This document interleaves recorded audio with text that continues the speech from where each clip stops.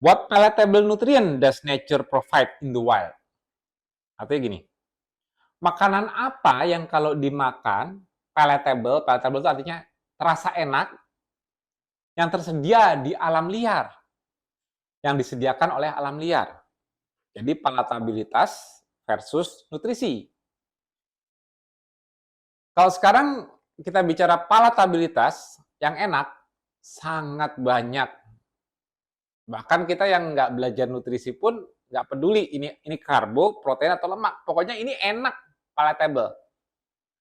Dunia ciptaan manusia sekarang menciptakan berbagai makanan yang menggoda kita karena sangat-sangat hyper palatable. Tapi kalau misalnya kita hidup di alam liar, contohnya di hutan, makanan apa ya yang kalau kita makan terasa enak, yang ada tersedia di alam? Disitulah rahasianya memilih nutrisi sebenarnya. Di saat kita bicara, oh kita harus banyak makan A, makan B, makan C. Kenapa kita dianjurkan seperti itu? Karena makanan sudah ada, sudah diteliti isinya apa, dan kita tinggal makan. Tapi sebetulnya tidak seperti itu nutrisi. Manusia dibekali sensor di tubuhnya untuk memilih makanannya hanya dengan indranya, indera penciuman dan lidah. Jika rasa pahit, manusia tidak akan memakannya. Karena rasa pahit difungsikan secara sensorik untuk menghindari racun yang ada di alam. Rasa asam sama. Terlalu asam menunjukkan bahwa makanan di alam tersebut sudah expired atau basi. Sour. Jadi di ala yang palatable ialah rasa manis dan rasa gurih.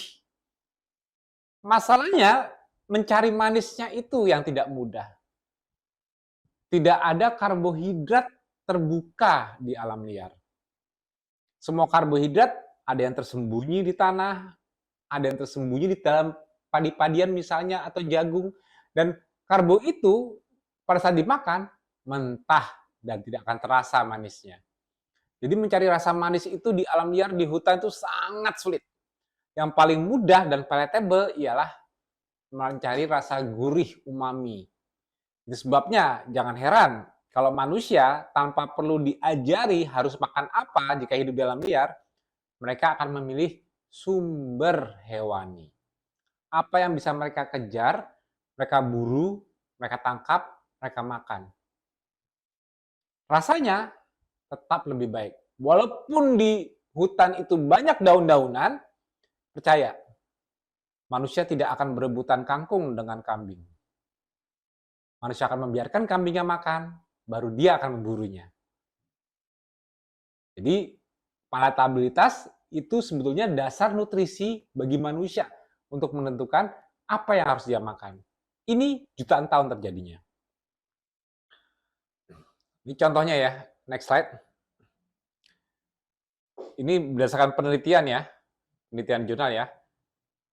Kebudayaan yang sudah ada jutaan tahun yang lalu, yang bisa kita lihat, kita kan nggak bisa ngebayangin orang di masa lalu itu makannya apa sih?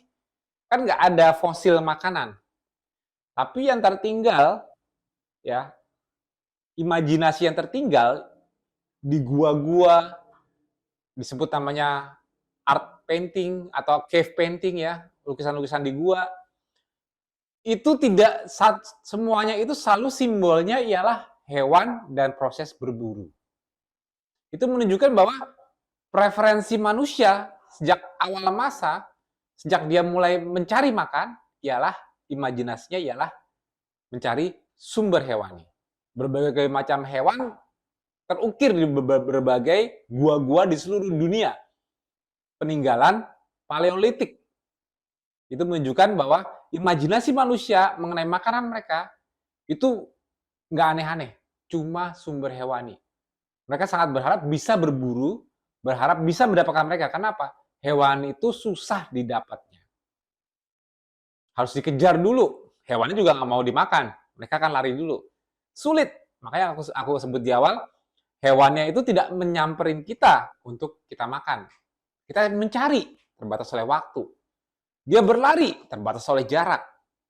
Walaupun mereka palatable, Tapi untuk makan mereka tidak mudah bagi manusia. Manusia harus punya investasi waktu dan tenaga untuk mencarinya dulu sebelum mereka makan. Jadi kalau kalau sekarang dibilang, ayo kita mau kerja, kita mau usaha, mau melakukan aktivitas, sarapan dulu. Itu suatu hal yang sangat tidak mungkin terjadi di masa lalu.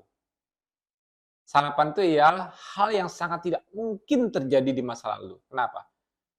Sarapan artinya makanannya ada. Sedangkan yang dicari oleh manusia di masa lalu bukan uang, tapi makanan. Otomatis kalau sudah ada makanan, mereka tidak akan cari makan lagi.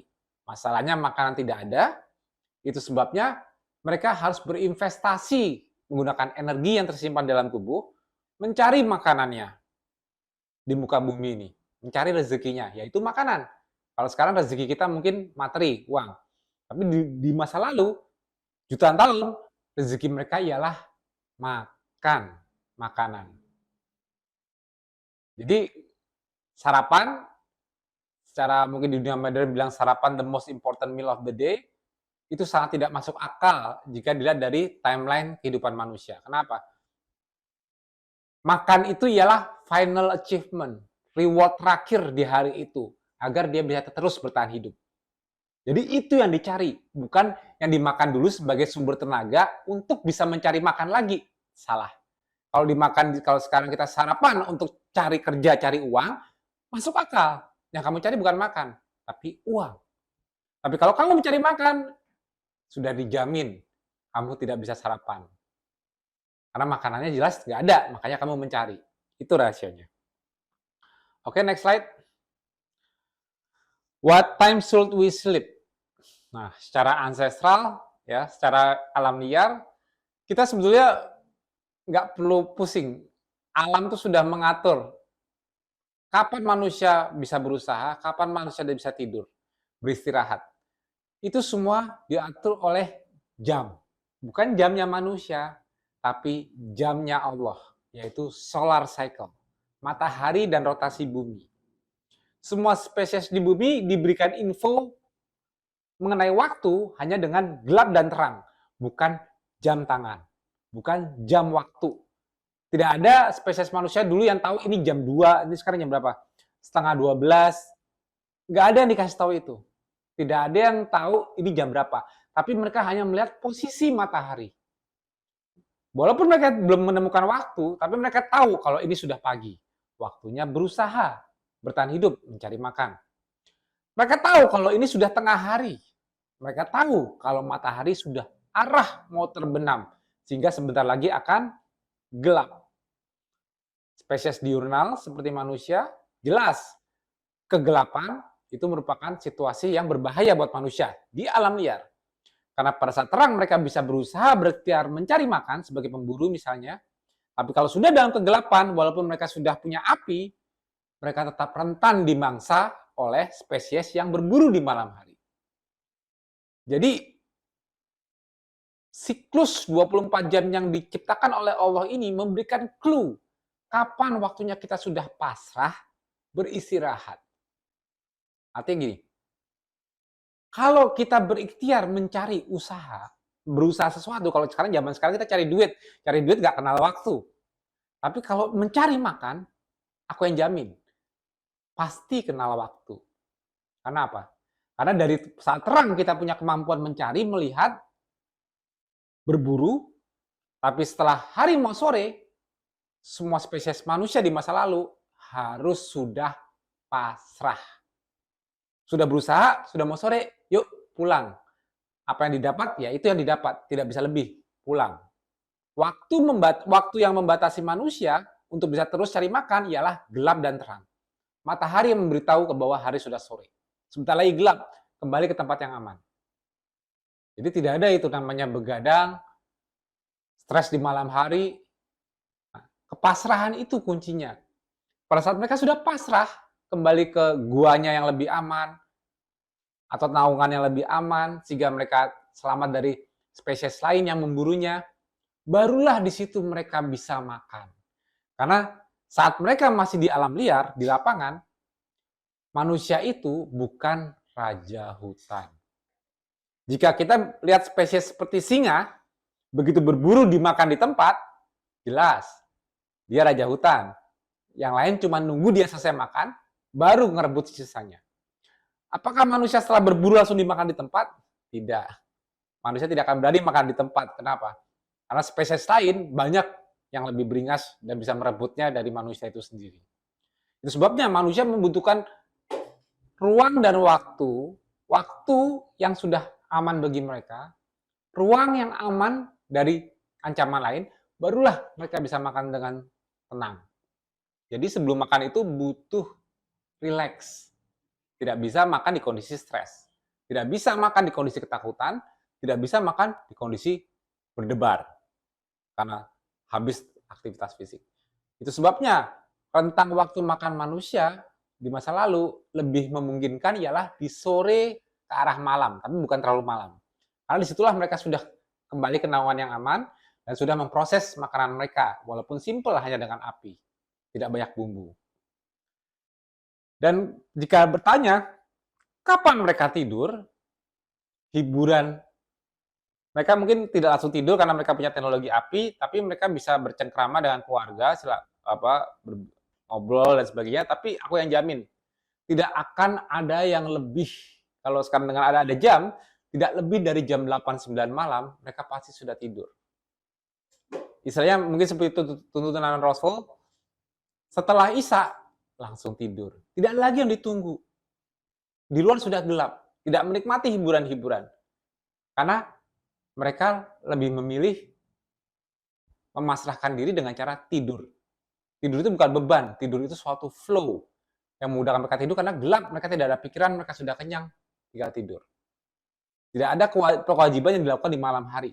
Kalau mau usaha, apa yang belum selesai urusan dunia, besok. Bukan malam. Bukan dikejar di malam hari. Besok. Itulah tuntunan alam mengenai perilaku manusia yang sebenarnya. Oke, jadi kalau aku ulang lagi, nutrisi dibatasi oleh waktu. Tidak ada yang tahu kapan nutrisi bisa diperoleh. Berarti manusia di masa lalu selalu melalui jendela puasa. Bukan puasa yang disengaja, seperti kita besok. Insya Allah kita besok puasa. Kenapa kita disebut puasa? Karena makanannya ada, tapi kita abstain, tidak memakannya. Ini puasa.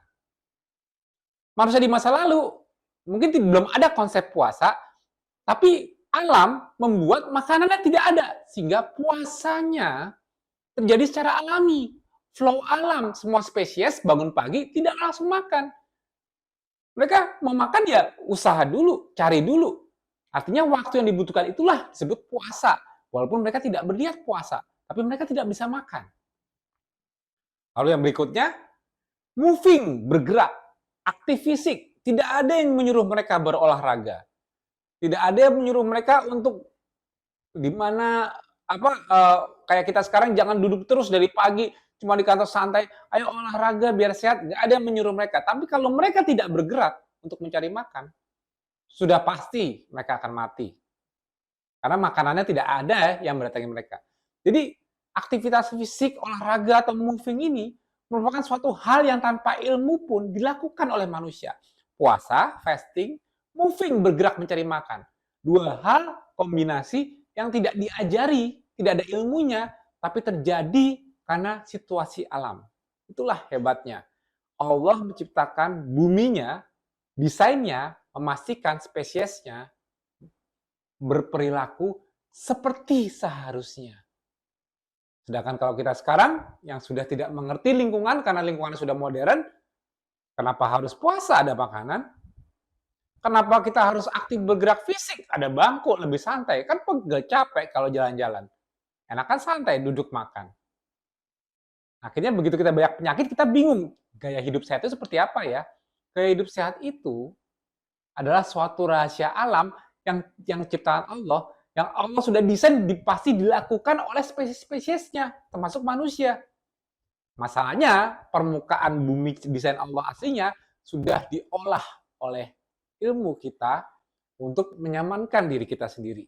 Sehingga kita buta, kita tidak bisa melihat lagi perilaku sehat itu seperti apa. Yang berikutnya, Waktu yang diberikan oleh Allah kepada manusia bukan jam, tapi matahari, solar cycle. Itu yang menunjukkan bahwa manusia sudah didesain untuk tahu kapan dia harus stres berusaha, stres secara fisik maupun psikis sekalipun, putar otak untuk bisa makan. Kapan waktunya? Saat pagi sampai matahari menjelang terbenam. Tapi saat sudah menjelang terbenam, manusia didesain untuk pasrah tanpa perlu diajari oleh psikiater sekalipun. Kepasrahan sejak sore ini kuncinya. Bisa kita lihat tuntunan Islam dengan sholat 5 waktu, jarak subuh dengan zuhur cukup lebar. Kalau kita mau paham fungsi sholat sebenarnya itu apa, Allah tidak butuh sholat kita yang butuh sholat kita. Kenapa? Karena kalau kita mengerti bahwa sholat itu menenangkan, memberikan kepasrahan, ketakwaan, harusnya semua masalah itu selesai setelah kita mengucapkan Assalamualaikum warahmatullahi wabarakatuh. Assalamualaikum warahmatullahi wabarakatuh. Masalah di belakangnya tidak ada. Aku nggak tahu cara sholat orang sekarang, apakah karena cuma takut dosa atau tidak. Tapi kalau kita sholat, intinya tidak jauh beda dengan seseorang yang melakukan meditasi, menenangkan diri. Jadi setiap kita disuruh sholat, kita disuruh rileks, suruh pasrah, lupakan dunia, berserah diri. Sehingga begitu kita selesai sholat, kita siap, level stres kita sudah turun dari sebelumnya. Kalau diperhatikan, jarak antara subuh dengan zuhur, jarak untuk rileks atau bersantai melalui sholat, menenangkan diri, itu dibuat lebar. Kenapa? Karena di sini kita harus stres. Kita harus berusaha mencari rezeki kita. Dengan fisik maupun psikis, itulah jendela yang tepat untuk berpikir keras maupun bekerja keras. Kemudian kita diingatkan kembali melalui asar. Asar menunjukkan bahwa hari sudah sore. Oke, mulai rem. Mulai rem ikhtiarmu. Kemudian diingatkan kembali oleh maghrib yang sudah lebih dekat lagi. Dan maghrib ke isya lebih dekat lagi jaraknya. Artinya kalau kita sedang ngegas usaha kita seperti mobil, maka kalau sore hari, sholat itu seperti rem. Rem. Maghrib, rem. Isya, rem yang kuat sehingga kamu benar-benar tenang, gak ada pikiran. Barulah kamu bisa tidur nyenyak. Tidak ada yang bisa tidur membawa masalah duniawi. Itulah esensi sebenarnya kalau kita mengerti kenapa sholat itu mengikuti solar cycle. Karena kita butuh, Allah tidak butuh ibadah kita. Kita yang butuh ibadah kita didesain oleh Allah supaya kita bisa hidup sehat, bisa tahu kapan waktu kita beristirahat, kita bisa lepas dari semua masalah kita tepat pada waktunya. Itu obesogenic environment. Oke. Ini yang aku tunjukkan sekarang, tadi yang sempat aku ceritakan di awal. Obesogenic environment itu ialah lingkungan ciptaan manusia, di mana kenyamanan kita ciptakan untuk diri kita sendiri, sehingga kita bisa makan kapan aja, dan kita bisa ya untuk menyamankan diri lah. Kan manusia itu kan basicnya itu kan selalu mencari apa ya, kenyamanan, mempermudah diri sendiri. Tapi kalau kita lihat yang di sisi bawahnya, itu linogenic environment. Artinya lingkungan yang sudah membuat lean. Kayak aku nih, misalnya kan aku dibilang lean. Itu artinya body fat ku rendah. Nah, di alam liar, tempatnya itu membuat spesies manusia lean seperti aku gini. Tanpa disadari, tanpa berusaha diet. Kenapa? Karena linogenic environment itu ialah lingkungan yang mempersulit kemampuan kita untuk mencari makan karena situasi.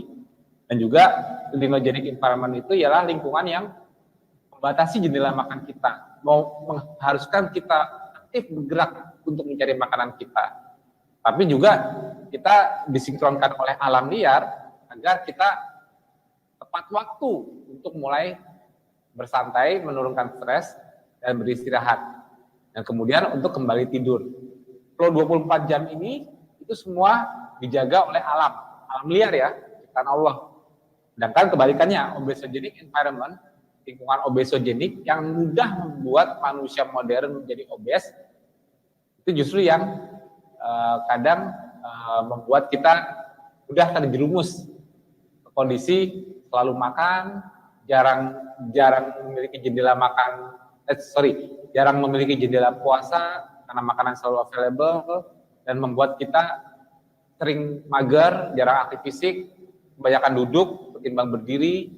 Nah, itu salah satu lingkungan yang ciptaan manusia yang membuat kondisi situasi seperti saat ini, banyak penyakit di mana-mana. Tentunya kalau dibilang karena salah kita nih, aku gemuk karena aku banyak makan, ya sebetulnya ya gimana enggak, godaannya aja banyak kok.